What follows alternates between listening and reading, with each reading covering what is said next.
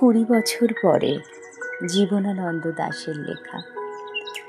আবার বছর 20 পরে তার সাথে দেখা হয় যদি, আবার বছর 20 পরে হয়তো ধানের ছড়ার পাশে কার্তিকের মাসে, তখন সন্ধ্যার কাক ঘরে ফেরে, তখন হলুদ নদী নরম নরম হয় সরকাশ হোগলায় মাঠের ভিতরে, অথবা নাইকো ধান খেতে আর ব্যস্ততা নাইকো আর, হাঁসের নীড়ের থেকে খড়, পাখির নীড়ের থেকে খড় ছড়াতেছে, মণিয়ার ঘরে রাত, শীত আর শিশিরের জল।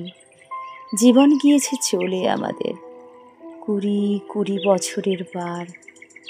তখন হঠাৎ যদি মেঠো পথে পাই আমি তোমারে আবার, হয়তো এসেছে চাঁদ মাঝরাতে এক রাশ পাতার পিছনে, সরু সরু কালো কালো ডালপালা মুখে নিয়ে তার, শিরীষের অথবা জামের, ঝাউয়ের, আমের। 20 বছরের পরে তখন তোমারে নাই মনে। জীবন গিয়েছে চলে আমাদের 20 বছরের পার।